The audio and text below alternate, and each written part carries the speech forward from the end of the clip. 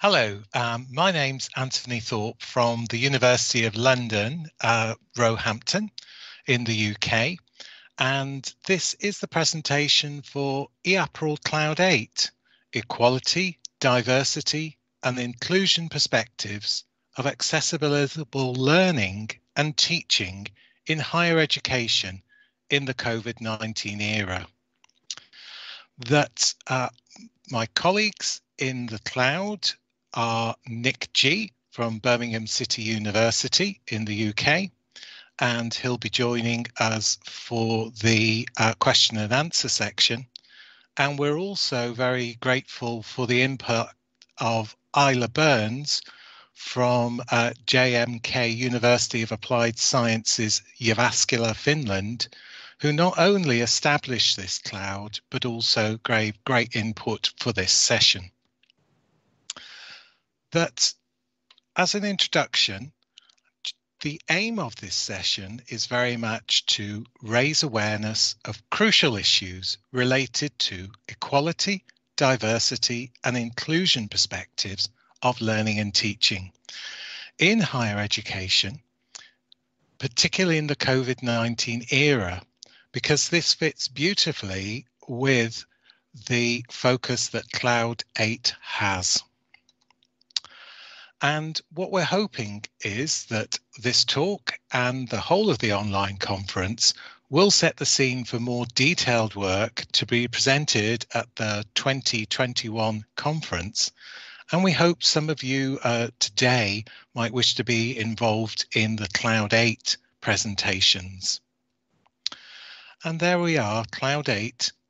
Our official title is Diversity and Equality in Different Contexts. And we've been created over the last 4 or 5 years to particularly focus on workforce equality, equity and diversity. So from this context, we're particularly interested in vocational and professional training, which of course includes those training to be school teachers, in early years settings, further education and higher education. But we've also got a particular interest in wider realms of workforce equality and professional development for the workforce. Arguing that diversity should be seen as a resource, an emphasis on participation and belonging, and looking at enabling work environments, as well as that wider issue of organisation and human diversity. So we very much see this as an arena for educational and learning development practitioners and researchers to explore and develop knowledge, understanding and practice of equality and diversity within the workforce context. So it's been very much a case that the COVID-19 era has created winners and losers in terms of accessible learning and teaching in higher education, as with other education sectors. There certainly have been some apparent benefits and gains, but also challenges and losses, we feel, for equality, diversity and inclusion, with particular implications for pre-service and in-service learning and workplace development for professions, including those in the education profession. Now, accessible learning and teaching have always been an issue regarding the need of equality, diversity and inclusion. But the COVID-19 era has seen individuals, institutions and education systems make changes and take actions with little time for planning or consideration of the consequences. So some gains, but are these gains largely accidental? Whilst the move to online learning may well benefit some people with accessibility issues to campus learning, but they may equally create new difficulties for students and lecturers in pre-service situations and in service training, because they don't have access to face-to-face or learning in campus materials and campus resources. And sometimes it might seem that some of the measures taken to promote online learning may well end up taking from one person to give to another.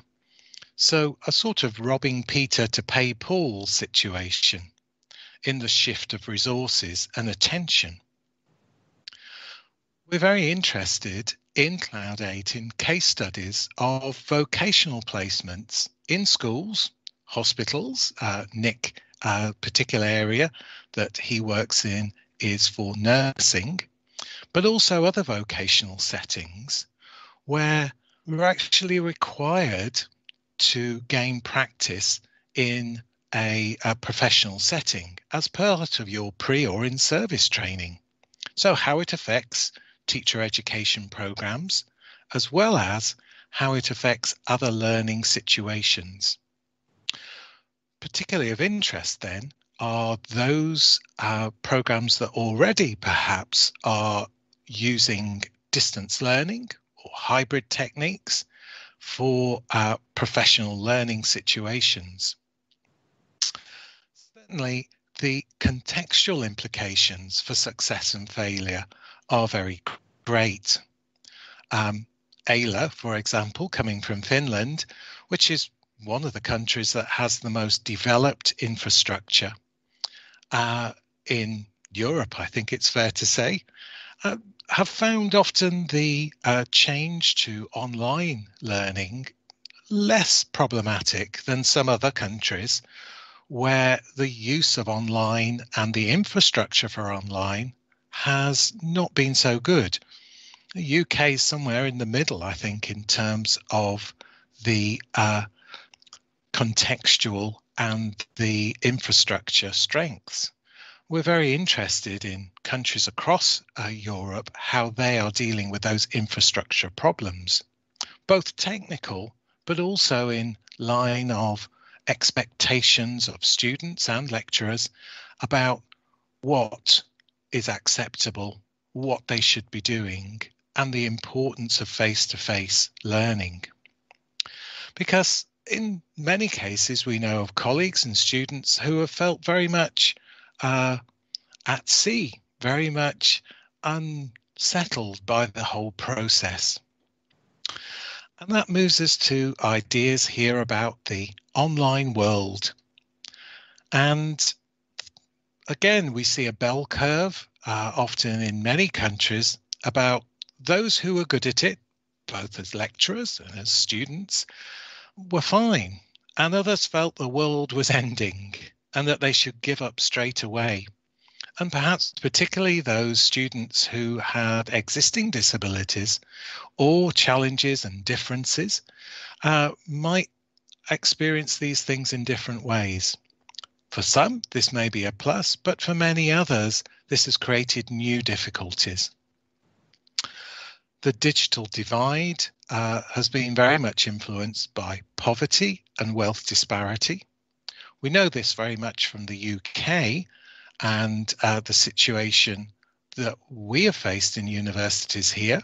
We're very interested equally to see this in other countries. And also, it's worth remembering the emotional elements of online work. The visual project, which you may know of, as many people from the EAPRIL are involved in that visual project, talks about the emotional elements of videos and how it can sometimes be quite overwhelming. There's that whole area as well of a risk of letting people into your home in terms of meetings, whether you're a student or else a lecturer. And again, even if you're a professional in pre or in-service training, the same issues are there about invasions to your own world. That The other thing is there is greater flexibility, and this might be one of the benefits that both students and members of staff have gained. But that seems to be a trade-off from the fact that they always know you're in and the expectations that are on us. So what we're fascinated in is to develop these works and see across the EAPRIL group what different insights there may be. And looking forward to developing a research agenda for more detailed work to be presented both at the 2021 conference, but we're also would like to create a spring seminar for Cloud 8 to look specifically at these. Please do contact us if you feel that you'd like to contribute to that or attend. And really, it's that recent events show that actions can be taken quickly, but we'd like to review what is happening across different countries. And we're particularly interested in education systems that perhaps have different levels of awareness around issues of equality and diversity, and consider what those are at the individual, the institution, and the macro systems level. So thank you very much for listening today. We do have a LinkedIn group, and we also have a tweet handle at Cloud8EAPRIL, and we do look forward to your questions and follow-up following this. Thank you very much for today.